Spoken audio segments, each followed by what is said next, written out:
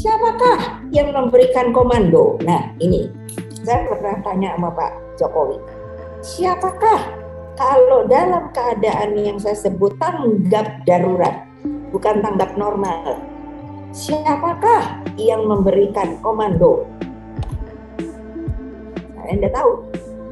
Apakah dari bupati kah, atau gubernur kah, langsung bla bla bla begitu. Ya saya bilang pada Pak Presiden, apalah yang namanya kepala negara, Presiden Republik Indonesia, yang harus langsung, karena ini persoalannya adalah extraordinary. Di tengah pandemi COVID-19 yang belum usai, beragam kritik dituai pemerintah, khususnya Presiden Joko Widodo, yang kebijakannya selalu dianggap kurang tepat dalam menangani pandemi COVID-19. Ketua Umum PDI Perjuangan Megawati Soekarno Putri mengatakan, sebagai kepala negara harus pegang komando saat keadaan darurat. Sejalan dengan ibunya, Puan Maharani juga melayangkan kritikan terhadap Joko Widodo. Puan menyarankan agar pemerintah tidak selalu mengeluarkan pernyataan yang membuat bingung rakyat.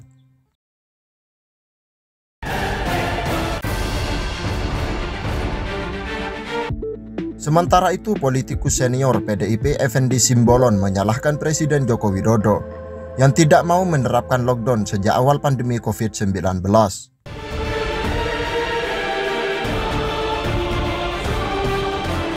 Kritikan para politikus PDIP tersebut menimbulkan banyak pertanyaan. Pasalnya, Presiden Joko Widodo merupakan salah satu kader PDIP yang terpilih menjadi pemimpin negara. Jika kebijakannya dikritik partai sendiri, bukankah menurunkan kredibilitas Presiden sekaligus partainya sendiri? Apalagi belakangan Puan Maharani sedang menjadi sorotan lantaran balihonya mewarnai sejumlah sudut di beberapa kota besar di Indonesia. Lantas benarkah kemunculan kritikan dan baliho Puan Maharani merupakan langkah menuju Pilpres 2024?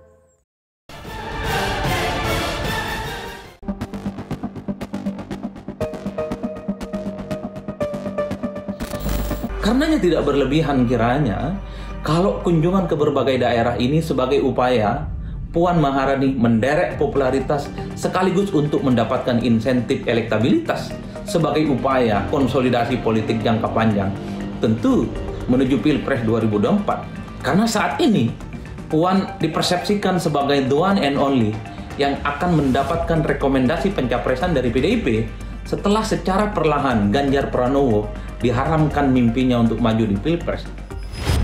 Nah, dalam politik kita itu ada yang disebut dengan kutukan periode kedua. Salah satu indikasinya itu misalnya kekecewaan publik terhadap pemerintah, kinerjanya itu dianggap buruk dan negatif. Kalau kita melihat tren tingkat kepuasan publik terhadap pemerintahan Jokowi saat ini kan relatif agak menurun, terutama soal penanganan pandemi. Nah, fenomena kedua dari kutukan periode yang saya sebut tadi, kutukan periode kedua itu adalah munculnya oposisi dari dalam yang ini bisa memunculkan perang saudara antar teman koalisi ya.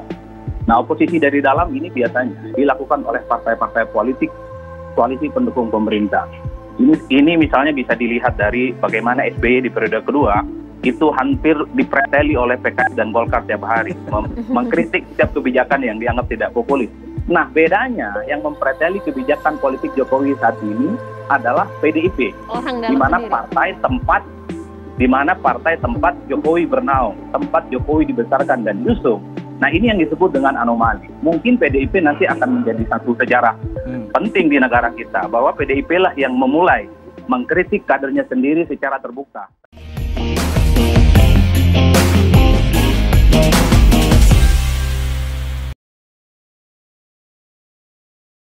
Partai Demokrasi Indonesia Perjuangan atau PDI Perjuangan belakangan jadi perbincangan hangat.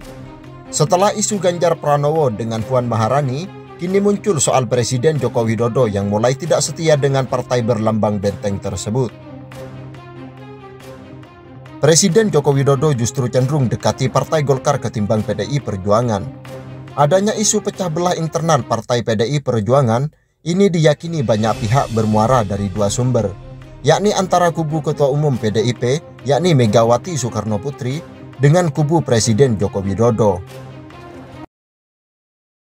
Pengamat politik yang juga Direktur Political and Public Policy Studies atau P35, yakni Jerry Masi, menduga bahwa menunjukkan Luhut Binsar Panjaitan sebagai koordinator PPKM Darurat Jawa dan Bali merupakan bentuk lain dari tanda-tanda keretakan Jokowi dengan PDIP.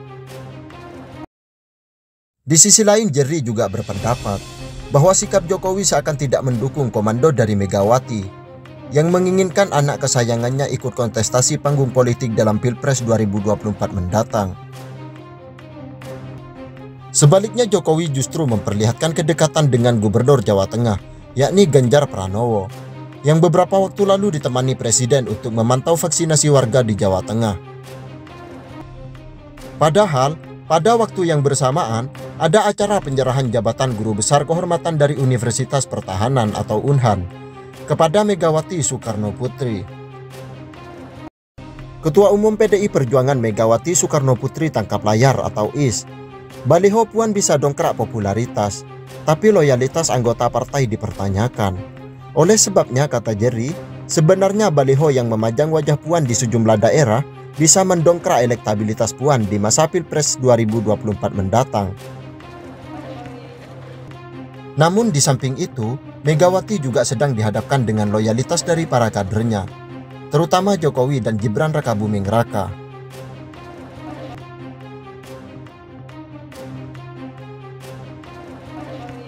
Hubungan tak harmonis antara Jokowi dengan keluarga Trust Soekarno, dalam hal ini PDIP semakin meruncingkan analisa.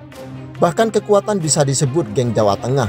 Seret nama Jokowi, Ganjar Pranowo, dan Gibran diindikasikan mulai lawan Trust Soekarno. Munculnya geng Jawa Tengah yang dikomandoi Joko Widodo, Ganjar dan Gibran terkena sengkarut. Iklan baliho Puan Maharani yang sangat masif dilakukan PDIP sebagai cara pengenalan sosok Puan yang digadang-gadang akan maju Pilpres di 2024 mendatang.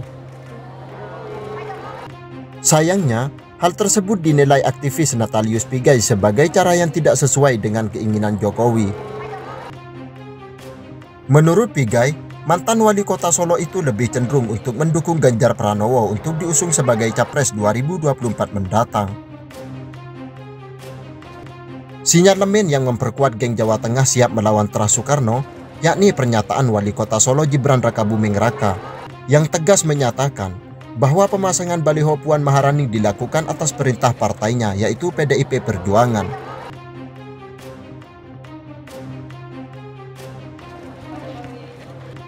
Dalam kalkulasi kekuatan, Pigai menggambarkan jika geng Jawa Tengah tentu tak punya beban apapun untuk melawan Trust Soekarno, meski PDIP tak bisa dipungkiri sebagai salah satu parpol terbesar di Indonesia.